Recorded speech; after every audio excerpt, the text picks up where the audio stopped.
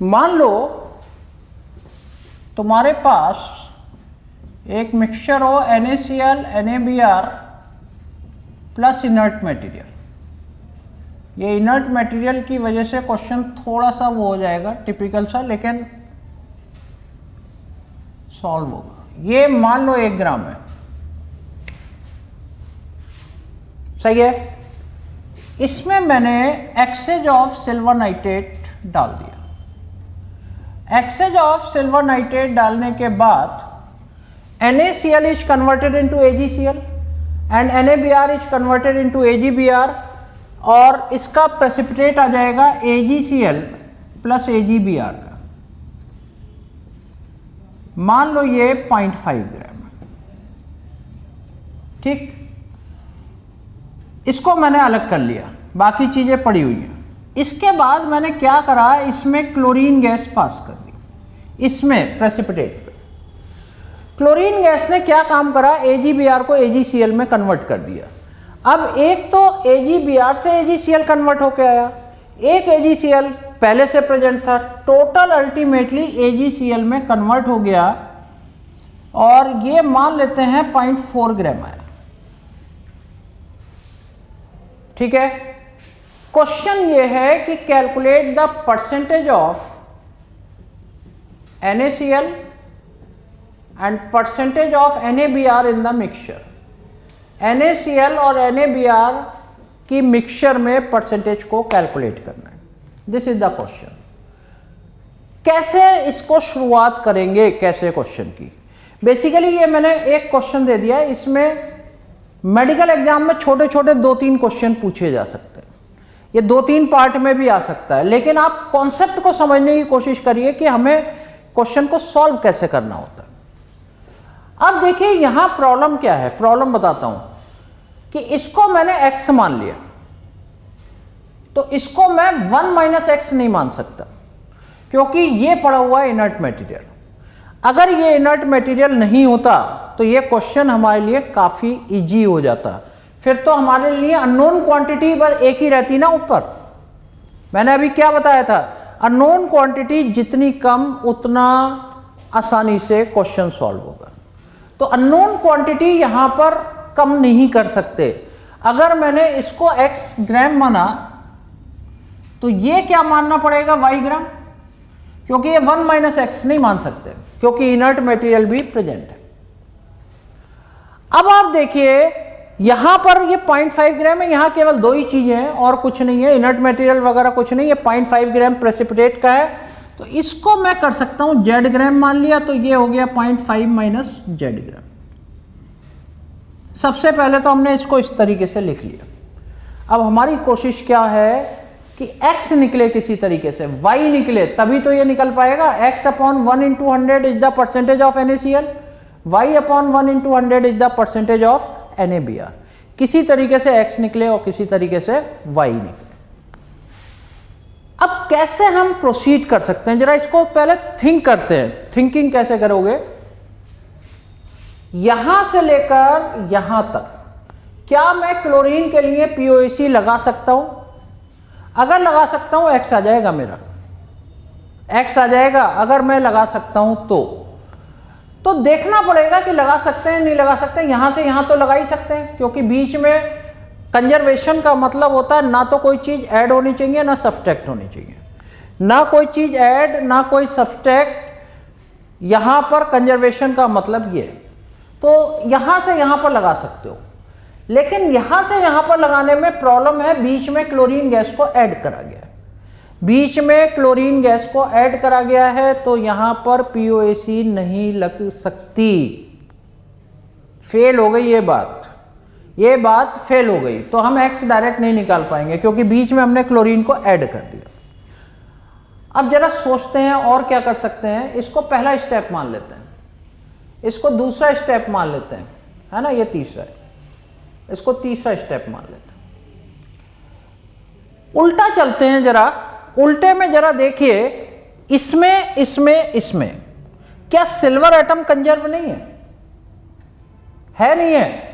Silver atom conserve है, और silver के लिए POAC लगाकर Z की वैल्यू आ जाएगी नहीं आ जाएगी? सिल्वर के लिए POAC लगाकर Z की वैल्यू आ जाएगी, तो ये Z आप निकाल लीजिए। और Z के निकलते ही अब एक क्वेश्चन देखो, छोटा क्वेश्चन कैसे बन सकता है। छोटा क्वेश्चन ये बन सकता है कि 0.5 ग्राम एक मिक्सचर है AgCl AgBr का, क्लोरीन गैस पास करी, all are converted into AgCl, इसका 0.4 ग्राम, calculate the weight of AgCl and AgBr in the mixture. ये AgCl फॉर्म नहीं, AgCl and AgBr in the mixture, बड़ा इजी सा हो गया। सीधे सिल्वर के लिए POAC लगाई, काम हो गया, हमारा Z निकल गया। जब तुम्हारा Z निकल जाए तो अब उल्टा चलो और ऊपर बढ़ो, इसके और इसके बीच में क्लोरीन के लिए POAC लगा सकते हो। क्लोरीन के लिए POAC लगते ही आपका X निकल जाएगा क्योंकि Z नोन है। और ऐसे ही NaBr और AgBr में किसके लिए POAC लगा सकते हो, Br के लिए Y निकल जाएगा और उसके बाद परसेंटेज कैलकुलेट कर सकते हो, percentage of NaCl and NaBr। मैं यहां पर जो बातें मैंने बोली हैं उसको रिप्रेजेंट करके दिखा देता हूं, है ना। सॉल्व आप करते रहिए, उसका कोई लेना देना नहीं है, सॉल्व करते रहिए। आपको बेसिकली ये सेशन इसलिए रखा गया है कि आपको तरीके पता होने चाहिए, दिमाग खुलना चाहिए कि हम क्या क्या कर सकते हैं, किस किस तरीके से सॉल्व कर सकते हैं, क्योंकि करे तो होंगे ही तुम लोगों ने, तभी 450 प्लस आ रहे हैं तुम्हारे। ये कोर्स जो बेसिकली डिजाइन करा गया है 450 प्लस वालों के लिए है और 450 से 650 तक पहुंचना है, तो उसके लिए कर तो रखा होगा तुमने और मेरी वीडियो भी देखी होंगी, उसके भी क्वेश्चंस करे होंगे, लेकिन अब कैसे कैसे हमें करना है वो केवल मैं तुम्हें बताने की कोशिश कर रहा हूं। तो यहां पर देखिए POAC for silver in between 2 and 3, 1 into Z upon 143.5, 1 into 0.5 minus Z upon 188, 1 into 0.4 upon 143.5। ये आ गई equation 1। Z can be solve from this equation, Z तो सॉल्व हो जाएगा।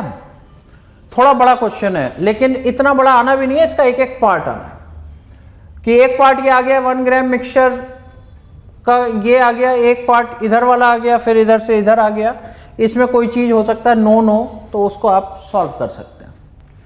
मतलब इनर्ट मटेरियल ना हो तब ये सॉल्व हो जाएगा, क्योंकि एक को x मानोगे एक को 1 - x, तो नीचे की जरूरत नहीं पड़ेगी, डायरेक्ट हो सकता है। अब हमने क्या करा, जब Z निकल गया तो हम क्या करेंगे, POAC for chlorine in between NaCl and AgCl of second step, AgCl of second step, तो ये आ जाएगा 1 into x upon 58.5,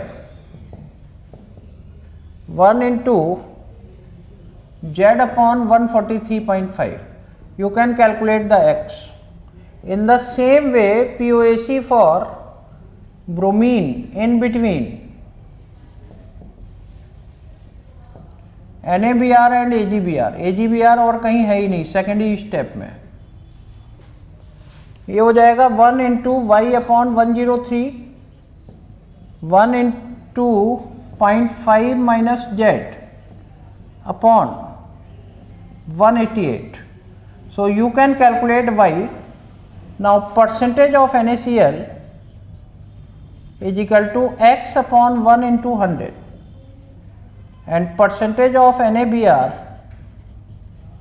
is y upon 1 into 100. तो इस तरीके से हम सॉल्व कर सकते हैं। बेसिकली ये क्वेश्चंस जो बताए जा रहे हैं एग्जैक्ट ऐसे नहीं आ रहे हैं, लेकिन ये आपका दिमाग खुलना चाहिए कि हमें POAC को यूज कैसे करना, कितने से कितना टिपिकल आ जाए। अब इससे टिपिकल नहीं आ सकता, तो कितना भी टिपिकल आ जाए वो सारा बस आप फ्रेम करिए, अपने आप सामने आता जाएगा। अगर स्टीचोमेट्री का क्वेश्चन है तो सॉल्व हो जाएगा, स्टीचोमेट्री का क्वेश्चन है तो सॉल्व हो जाएगा। तो ये मैंने कुछ एग्जाम्पल लिए जहां पर POAC को अप्लाई करके दिखाया, बाकी सब वीडियो में है ही। अब देखो नेक्स्ट जो आता है ना, इक्विवेलेंट कॉन्सेप्ट की दिक्कत आती है, एन फैक्टर की दिक्कत आती है, और जो हम टाइट्रेशन बेस्ड क्वेश्चन करते हैं उसकी दिक्कत आती है। तो इसमें बेसिकली दो टाइप के टाइट्रेशन है, one is back titration and another is double titration. Double titration शायद वीडियो में कवर नहीं है तो वो हम यहाँ पर कवर करेंगे थोड़ा सा।